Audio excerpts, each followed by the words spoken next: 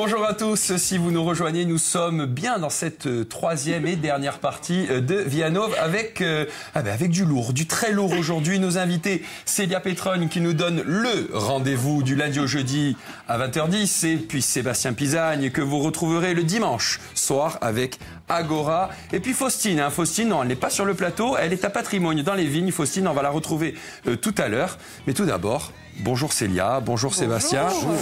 Je reviens vers vous, ma petite Célia. Ça fait bizarre. Ça fait bizarre, on est bien chez vous. Mais ça me fait tellement chaud au cœur que vous soyez là, c'est vrai. Moi aussi, je suis extrêmement fière ça fait de très vous. Bizarre, on est bien sur ce plateau. Il a un peu changé, mais oui, c'est un peu voilà. Mieux. Mais bon.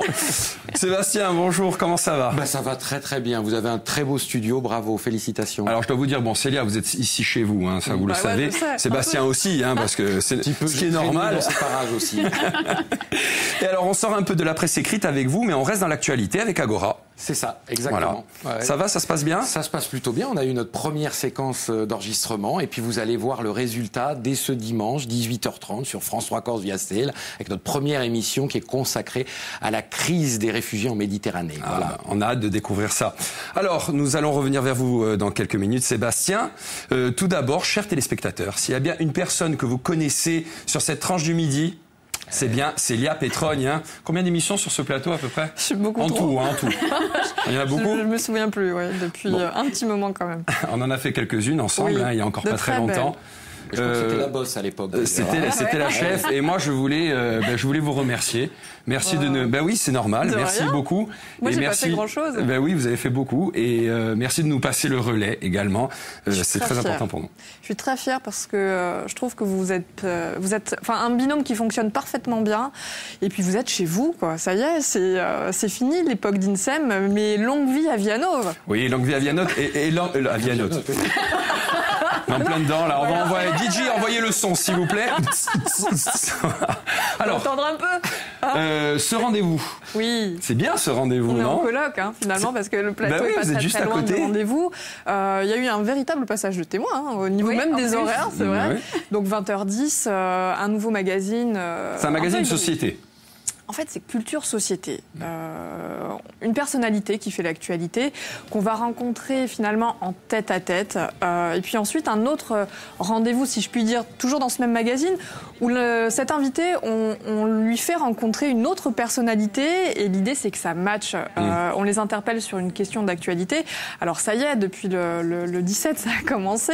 Les premiers rendez-vous, tout premier rendez-vous, Jérôme Ferrari, pour son actualité, pour la rentrée littéraire, forcément, son livre à son image. On a quelques images avec vous. Oui, et on lui fait s'interroger sur l'intérêt d'enseigner la philosophie aujourd'hui et on lui demande d'échanger avec Étienne Klein. Étienne Klein, il est philosophe, physicien spécialisé justement dans l'enseignement des sciences et quand ils se mettent à parler de philosophie tous les deux, ce qui est bien c'est qu'on n'est pas étranger, on se dit pas oulala, ce sont deux pointures qui échangent ensemble, on va rien comprendre, pas du tout.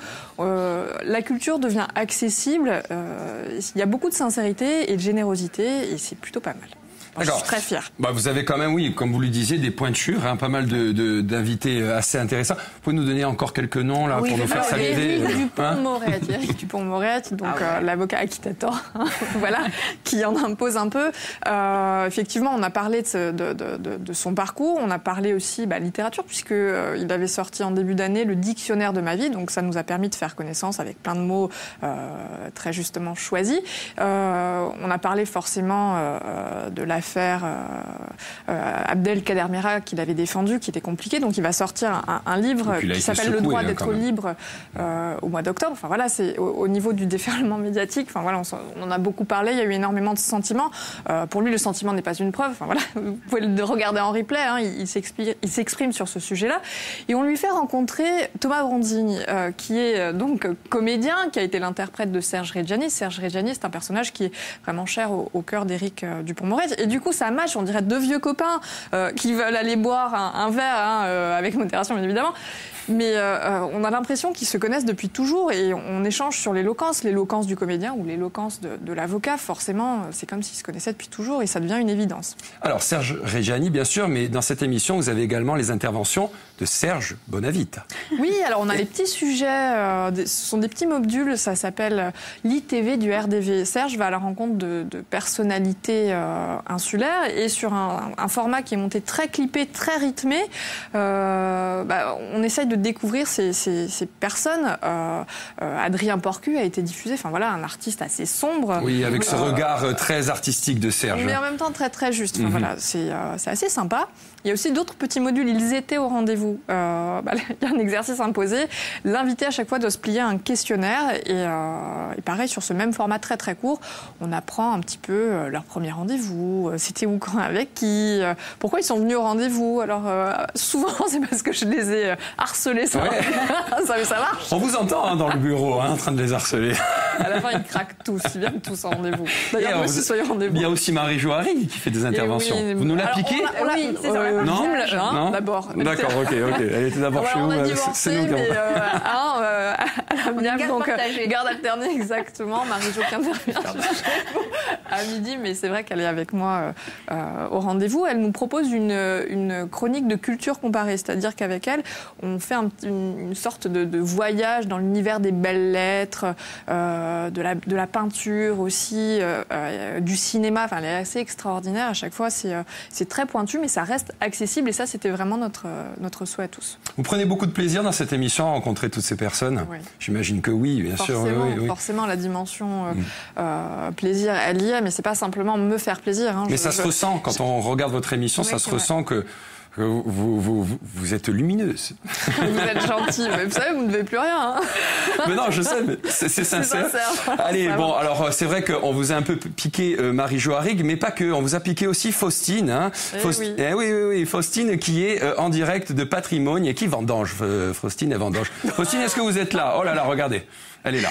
Buongiorno a tutti. Buongiorno a tutti. Vi ritrovo oggi in diretto di Patrimonio Bigino a Bastia.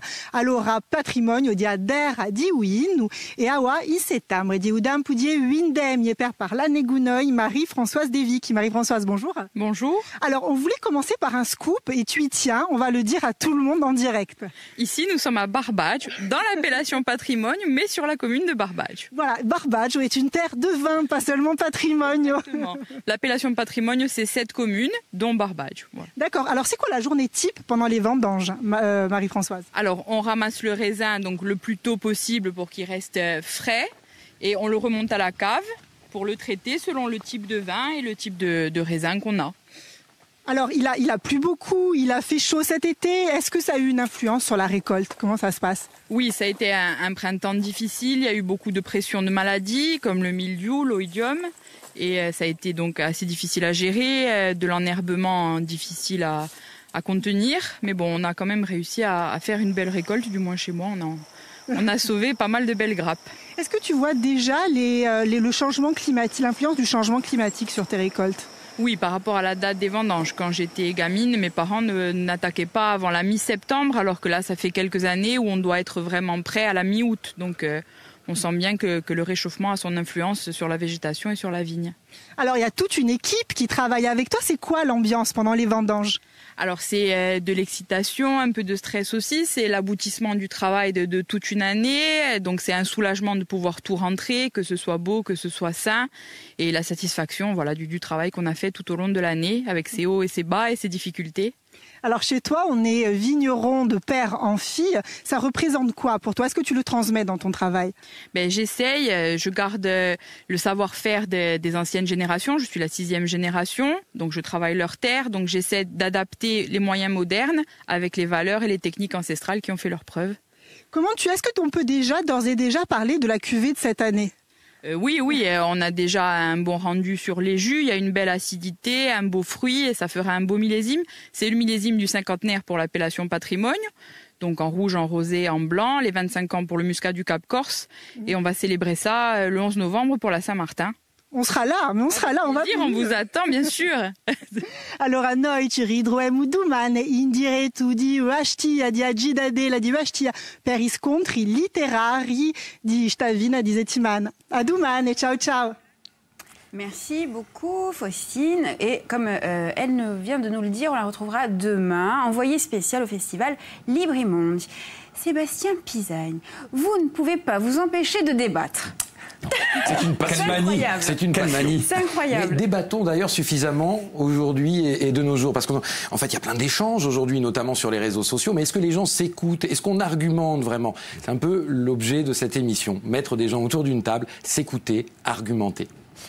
Revenons sur la première qui va être diffusée donc dimanche soir à 18h30. La crise migratoire en Méditerranée, c'est bien ça. Avec des témoins forts.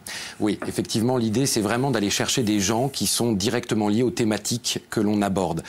Donc on a absolument voulu avoir autour de la table, il y a eu ce fameux feuilleton de l'Aquarius durant tout l'été, vous vous en souvenez, c'est notamment cette proposition des deux présidents de la collectivité de Corse, Gilles Simeoni, Jean-Guy Talamogne, qui proposait d'accueillir l'Aquarius, ce bateau qui va chercher des réfugiés et les secourir en Méditerranée dans un port insulaire puisqu'il ne pouvait pas aller vers les ports sur lesquels normalement il se rend. Donc on est parti un peu de ce fait d'actualité, on s'est dit qui on veut avoir autour de la table. Alors on a quelqu'un de l'ONG SOS Méditerranée, donc qui opère directement sur l'Aquarius. Nous avons également, parce que la thématique en fait des réfugiés, elle n'est pas que sur mer, elle est aussi sur terre. Donc on a Cédric Héroux, qui est cet agriculteur qui se trouve dans la vallée de la Roya, à la frontière franco-italienne, qui a été inquiété, qui l'est encore par la justice, parce qu'il vient donc au secours de ces réfugiés. Et on a le docteur Pernin. Voilà, des gens qui sont directement en lien avec ces problématiques. Sébastien, on regarde un petit extrait tout de suite. Volontiers.